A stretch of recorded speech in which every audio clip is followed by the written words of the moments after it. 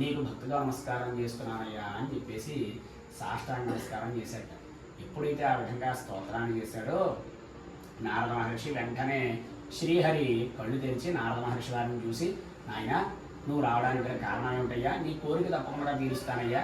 ఏ కోరిక మీద వచ్చావు నువ్వు? ఏ కారణం చేత వచ్చావయ్యా అని అడిగేటప్పటికీ అప్పుడు నారద మహర్షి వారు భూలోకంలో మానవులు పడుతున్నటువంటి కష్టాలన్నీ కూడా శ్రీమన్నారాయణమూర్తికి చెప్పి, నాయన నువ్వే దీనికి ఏదైనా దారి చెప్పవయ్యా అని చెప్పేసి అడిగట.